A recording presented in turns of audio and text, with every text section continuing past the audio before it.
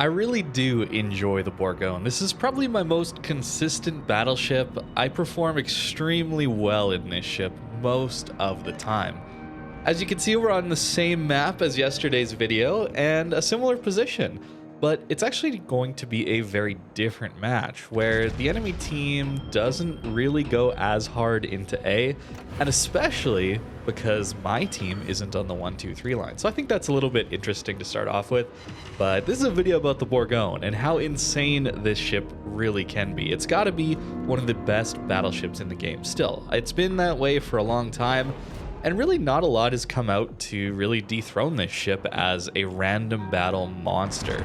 And it really comes down to the reload booster. This ship is 12 380mm guns with a great reload already, and then you just have this 4 reload booster consumables to give you that 50% reduction whenever you'd like to, which is insane because, yeah, we're able to punish cruisers at long ranges, medium ranges, even battleships. I'm not really sure how this salvo actually happened on the Musashi, but it did. This is really a mid-range monster of a ship. It's not like the Kurfürst where we're trying to get into ultra-close range, although it can hold its own there as well sometimes.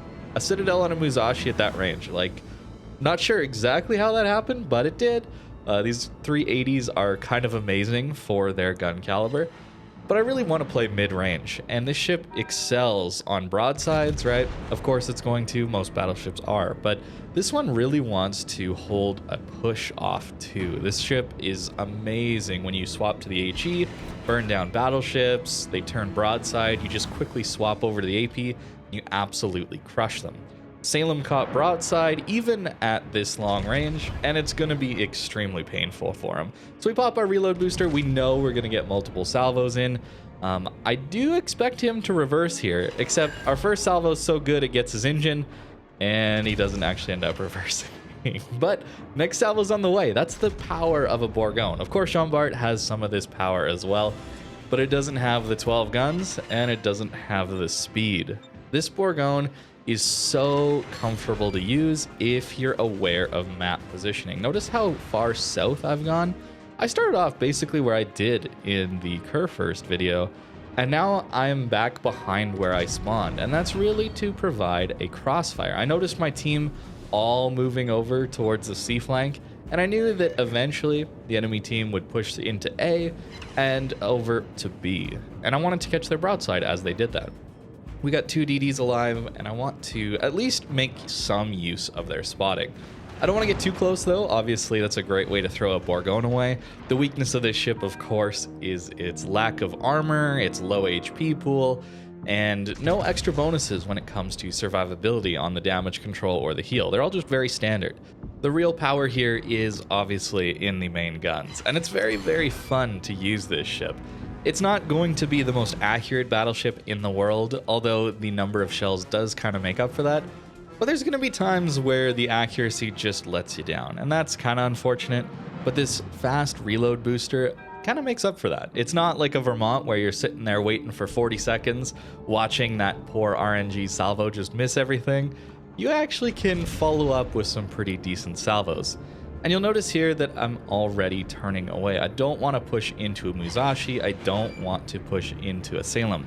That's a great way to die because the Salem can just go bow on to me, bounce all my AP, because of course 27mm auto bounces everything I have, and a Musashi overmatches me everywhere. That's really the worry when you're playing a Bourgogne or a Republic, that kind of thing, is running into Musashis, Yamatos, and then some of those super battleships at tier 11 that, yeah, they all tend to overmatch 32, don't they? At least for now. I think the Patrie won't be quite enough, but even still, that's a pretty scary ship to run into. I think that the Bourgogne really should be on the short list for steel ships. I really do think that this would be the first one I would get. Even all these years later, I would still get a Bourgogne first, and I do think it's worth grinding for. Steel, of course, is not the easiest resource to get in this game, but if you manage to play even in bronze rank just a little bit, you can slowly work your way up with steel and then combine that with the discount coupon. I think a lot of people eventually could at least get themselves one steel ship. It would take a long time though, but I do think the Bourgogne is unique enough and good enough to be worth it. A lot of the other steel ships can be just small iterations on the other standard ships that are already in the game. I think Shikishima is the best example of this. It's basically the exact same playstyle and feeling as a Yamato, just a little bit tweaked. A few fewer guns for a slightly bigger caliber and a little better reload. They play the same though. Bourgogne really plays differently than basically every other battleship in the game. There's only a couple that have a reload booster to begin with, and most of them aren't as flexible as the Bourgogne when it comes to speed. That's really the big thing here that makes the Bourgogne more interesting to play than a Jean Bart, for at least me. I really enjoy the ability to reposition extremely quickly around the map and either run away or just charge in with the speed boost. This Moskva is actually going to get away with it here. A couple salvos in a row here where we've just not been able to kill him. That's where that kind of unfortunate dispersion comes into play sometimes. Although it's tough to complain, we already have 7 citadels in this game. And that's the thing, right? You're just shooting so often that you just get so many opportunities. There's really not a missed opportunity when it comes to broadside ships. Sure, bunch of overpens on Asylum, but it's still decent damage, and we did at least get a salvo in for it, right? That's the amazing part about these boosters. Make sure you're using the reload boosters. I tended to have an issue, at least when I first started playing the Bourgogne, with getting like 0 value out of these reload boosters, because the ship itself is so good already that I found myself constantly trying to wait for the perfect opportunity to run these reload boosters. And that's something you just got to get out of your head. You really need to just click the button when you think there might be even a small advantage to doing it, since you have 4 of them. And with the long reload, it's very easy to just not get value and have a bunch of those consumables remaining at the end of the game. So even here, I use it because I noticed this Moskva is still he's still broadside, guys. I've been kind of trying to ignore it because it's gonna frustrate me all over again how broadside this guy has been. I expected him to turn out here a little more, so that's kind of why I aimed a little high. And yeah, we get no damage, but not the most value out of a reload booster. But we still tried, right? We still got that salvo in on the broadside Moskva, and that wouldn't have happened if I just didn't click the button and go for it, right? We didn't, in that situation, get rewarded for it, but I think a lot of the time it's going to help you have even higher damage games and even more battle impact. And that's really what we're going for here with the Bourgogne. Battleships don't have radars, unless you count Missouri, but that's a bit of a side case. But battleships don't have radars, they don't have the DPM to really engage in those cap contesting battles, not for the most part. So you really do need to just use your big guns to bully out those radar cruisers and take advantage of those broadside salvos. It's absolutely devastating what a Bourgogne can do when you're putting it in the right positions. As you can see, basically 200k damage already. And our team has a pretty good shot at winning this game now. It wasn't looking so good earlier on, but yeah, we kind of just mopped things up over here on the ACAP. You notice we still don't even have the ACAP, funnily enough, but we've managed to actually push the enemy team away, and now it's really just wrap-up time. And Bourgogne is also extremely good at this part. I'm waiting for the Moskva to pop up. I'm assuming that he's going to show up eventually here, but as we're just firing away at this angled Musashi, it would be better to use HE. The reason I'm continuing to use armor piercing, like I said, is I'm waiting for that Moskva to show up. And if he does, we have a reload booster available.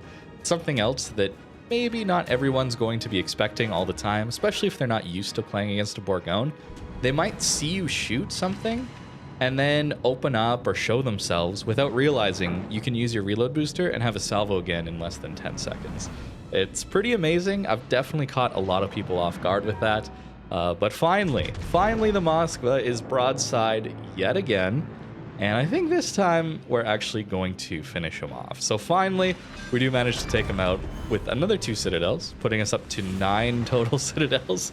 Bourgogne's awesome. It's a lot of fun, and I tend to have good games in it. Even when there's blowouts, even when I'm in positions where I'm forced to kite away, or I'm not even getting broadsides. Like I said, you can just swap to the HE, and you can even see here just how effective it's going to be against an angled Musashi at an extreme range, and he's getting shot at by a lot of other people, so it's unlikely we're going to get the fires that would really tick up our damage a lot.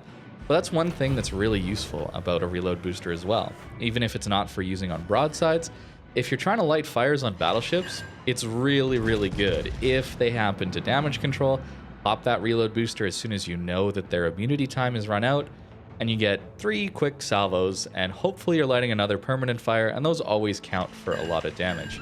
As you can see, we're already up near 250,000 damage. It stacks up very quickly, this HE damage. It's not the most impactful though, since if the ship does manage to get away, it's all very healable damage, this fire damage. So that's why I tend to try and go for armor piercing damage more.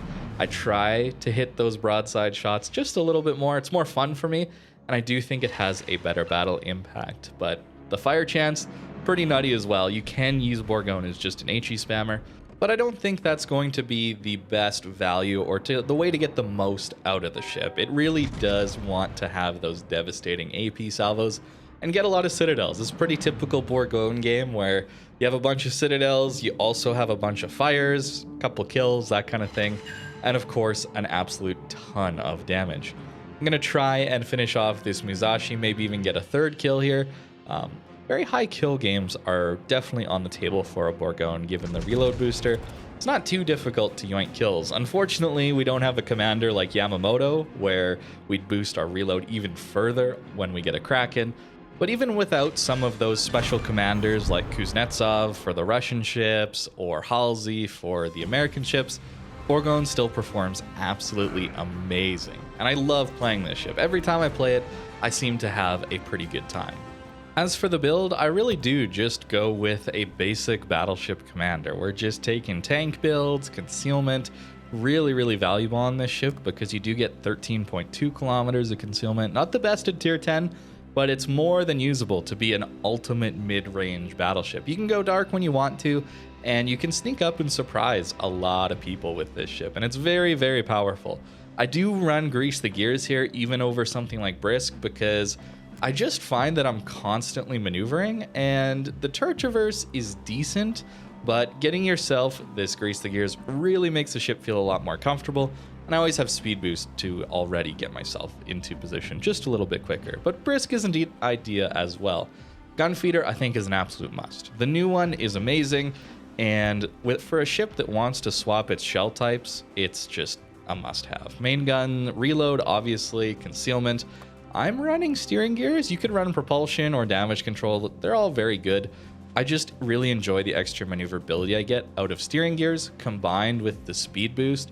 So if we're under heavy pressure, the ability to use this to boost our acceleration and our top speed combined with steering gears actually makes us pretty hard to hit in a reasonably tanky ship, mostly through dodging though. If you get hit directly, it's gonna hurt. Aiming systems, of course, I'm running engine boost mod. I know not everybody's gonna have that one, but it's a very powerful engine boost and it's very useful on a ship like this. But that's the build, and a ship I very much enjoy playing. So let me know what you think in the comments below.